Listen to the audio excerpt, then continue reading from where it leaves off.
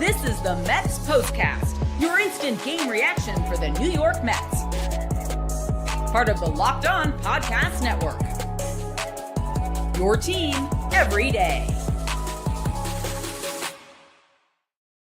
No torpedo bats that we know of as the New York Mets offense finds their ways, a 10-run outburst as they defeat the Miami Marlins in the first of this 3-game series by the final score of 10-4. Everybody got involved in the party. David Peterson made his season debut, and the Mets take down the top team in the National League East, at least as they were playing tonight. Welcome in to the Locked On Mets Postcast. I am your host, Chris Schubert, here with you after each and every Mets game throughout the year. Instant reaction, instant thoughts on each and every Mets game throughout the year. And unlike our previous two meetings here, a good one for us tonight. The New York Mets start this series off with a win. They get back to 500, and finally the offense breaks out in a big way. You watch the beginning of this game, and I don't know if you necessarily thought the offensive explosion was going to be there. You watch the first 2-3 innings of this game, and it felt like it was going to go very similarly to the way things went in Houston. In the first inning, Juan Soto gets on base with a one-out single. The Mets are unable to get that run in. In the second inning, it's a Mark Vientos leadoff double, and yet again, the New York Mets struggle to drive him in, and you can see a very similar story playing out in the first 3 games in Houston when the team was only able to score 5 runs in 3 games. David Peterson gives up the long ball after that, and the Mets are down 1-0 early, and you're worrying. You're thinking the worst here, but Starling Marte in the leadoff spot for Francisco Lindor, who was out due to the birth of his son. Congratulations to Francisco and his wife and his family on the birth of their third child, their first son. So congrats to Francisco Lindor. He's not in the lineup, was with the team, was available tonight, but was unneeded. The Mets did not need to go to Francisco Lindor in this game, so it was nice to get him a day off, especially with the struggles that he's had at the start of the year. So it was Starling Marte who was in the leadoff spot. A little unconventional move there from Carlos Mendoza, but it pays off in a big way, as in the third inning, Starling Marte hits his first home run of the year, ties the game up at 1. The first time that Marte has been batting in the leadoff spot in nearly 3 years. That ties the game at 1. And then that leads us. We have yet to do this on the postcast. We're emptying it out today. All of our little theme segments are available to us here on the program with the Mets victory. We have a player of the game that we'll give out later. We'll talk about what you'll be talking about tomorrow. But yes, there was a turning point in this game, and it may not be the one that you were thinking of. Time to reveal where the game was won or lost. It's the turning point. How about the 4th inning in this one, where with David Peterson on the mound, the Mets with runners at first and third and only 1 out, and the Marlins immediately threatening, taking the lead back from David Peterson and the New York Mets, a 3-6-3 double play to get them out of that inning, and that directly leads to the 5th inning barrage, where it's the bottom of the order taking care of business. It's the bottom of the order setting the table, and then you have the big hitters in the top half of that lineup that made the Marlins pay. It's Luis Angel Acuna with a leadoff single in the 5th. Jose Siri, for the 2nd straight game, contributes in a big way. This time it was an RBI double to put the Mets in front, and after a bunch of traffic gets put on base in front of Pete Alonso, he hits his first home run of the year, and he does so in style, a grand slam that blew the doors of this game wide open. 6-1 New York, Alonso's 4th career grand slam, and that broke this thing open for the Mets, and they did not look back. Luis Torrens hits a home run that goes off the center fielder, the outfielder's Hill's glove, and over the fence. That made it 8-1. Brett Beatty joined the party with his first hit of the year, a really hard hit double into the gap, and it was the 5th inning where this thing broke open for the Mets, and they took a 8-1 lead. They would go on to win it by a final score of 10-4, even with some late 9th inning issues with the bullpen and Danny Young giving up the first run of the year for the bullpen. But after the first series in Houston, there was some concern about this offense. There was concern about everybody not named Juan Soto, and it was everybody not named Juan Soto that contributed in this game tonight, and it was Alonso with the big hit. Torrens added his first home run of the season. Brendan Nimmo got in on the power surge. He added his first home run, a deep drive to center field. So the New York Mets got contributions from everybody as they were able to break out 5 runs in their first 3 games of the season, 7 runs in that 5th inning. And you look up and down the box score, Marte with a hit, Soto with a hit, Alonso with the grand slam, Nimmo hit a home run, Vientos with a hit, Torrens with 2 hits, including his home run, Beatty, Acuna, Siri, all in the hit column, 11 hits overall for the New York Mets as they had the outburst that we were waiting for. So if you were still concerned about the Mets offense, hopefully this is the thing that calms you down a little bit as they had that off day yesterday and they kind of regrouped and came out in a big way. When we come back here on the other side of the break, we've got your thoughts.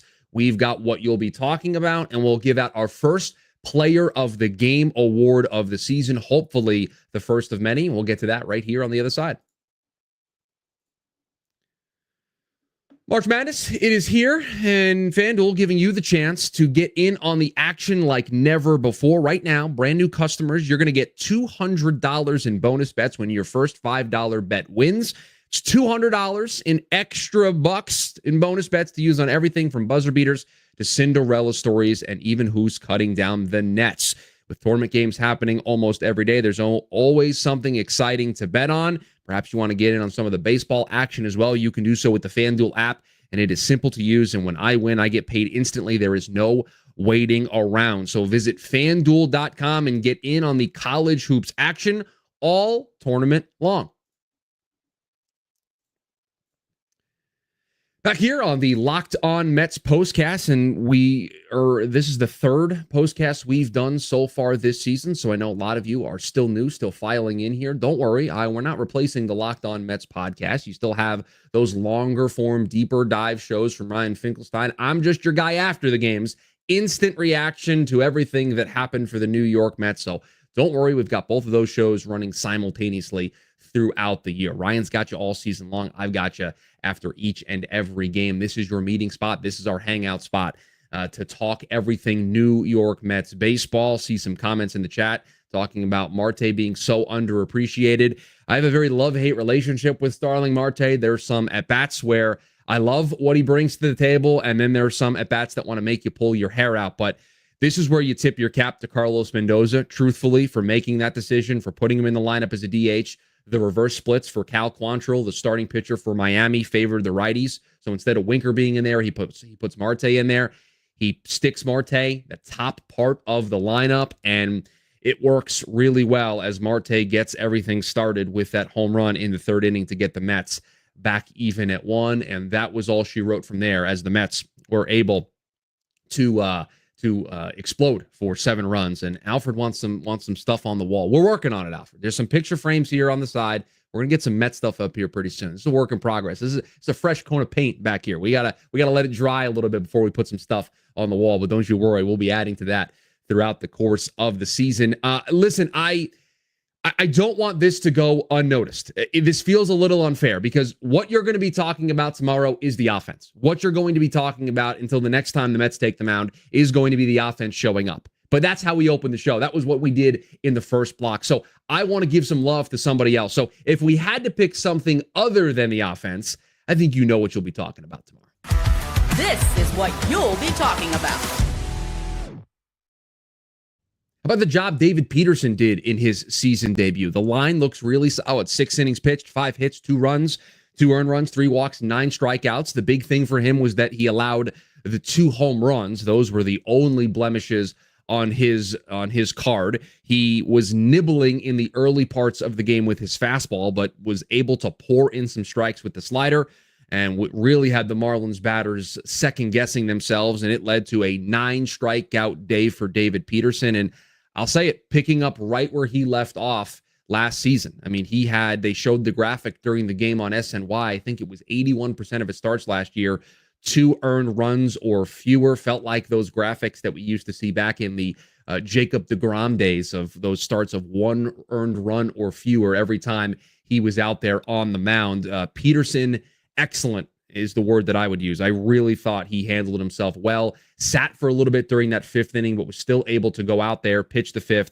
pitch the 6th, and those 9 strikeouts were very, very impressive. And you'd have to think with Peterson, it's a confidence play. Had a great year last year, the sub-3 ERA, getting off to a good start, you would think would do wonders for his confidence and allow him to pick up right where he left off. Check in that regard in his first start. We get to give out our first Player of the Game award. We're going to do this after each and every Mets win. And I think the cool thing is we'll keep a running tally, a standings of who the Player of the Game is for the season. I think I know who you would give it to, but you can throw your thoughts in the YouTube comments, in the live stream, in the live chat of who you would give the Player of the Game award to. But feels pretty clear to me. This is the Locked On Player of the Game.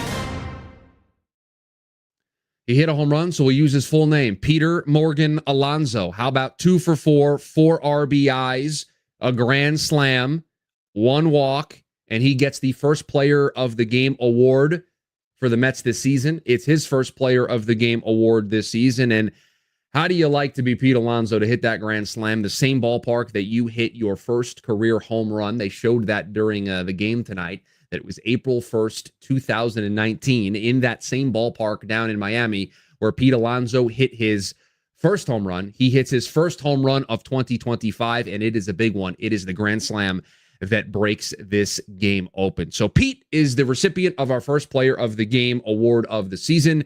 And you could give it to some other people, but you hit a grand slam, your 4th career grand slam, your first home run of the year. I mean, you could maybe give it to David Peterson, but you got to give it to the guy who hit the grand slam to break this thing open. Maybe some concern for Danny Young, the way that he handled the 9th inning. You hate seeing the shot on the broadcast of Edwin Diaz hovering in the bullpen. You have a 10-2 lead going into the 9th inning. You would very rarely expect to have to get your closer anywhere near coming into this ball game, but they had to at least get him up and near the mound to get ready in the 9th inning. And so disappointing for Danny Young, but those were the first runs that the Mets bullpen had allowed all season long. They were lights out in that series against Houston. And a tip of the cap to Huascar Brazoban, who another multi-inning relief appearance, and he has been great in his first 2 appearances of the year. And the Mets just have multiple guys out there that can do that job. We've got a big lead, or maybe we have a big deficit and we need somebody to mop up innings. The Mets have 3 of those guys. They have Huascar Brazoban, they have Jose Budo, who thrived in that role last year for the Mets as a multi-inning reliever, and Max Kranick can do that. So far, they've used Brazoban in that role twice, and they used Budo in that role once in the series finale against Houston. Kranick was limited to 1 inning in that finale. So Brazoban 2 for 2 so far, and if that stuff is going to play the way that it played tonight, the way that it is played in the first 2 starts, the first 2 games that he's appeared in this year, the Mets have an additional weapon out there that they can utilize late in games. So really nice to see him pitch well so far in these first 2 outings. Next up for the New York Mets, they are right back at it tomorrow night, and it is another season debut. It is Kodai Senga's season debut, and he'll take on Sandy Alcantara, a bit of an ace-off here in Game 2 of this series, as the Mets will go for their first series win of the year. They'll have 2 tries at getting their first series win of the year, and it'll be Kodai Senga tomorrow who takes the bump. These are short. These are 15, 20-minute instant reaction to everything that went on in the Mets game, so you want to be locked in with us here on the Locked On Mets postcast. So if you are new, how about we turn on that notification bell? We hit the subscribe button so that you're notified when new episodes of the Locked On Mets podcast with Ryan drop and when I go live here with these Locked On Mets postcasts. And don't you worry, we will be back here tomorrow to break down Kodai Senga's first start, and hopefully that the Mets can keep this offense rolling. We got the offense explosion that we were waiting for.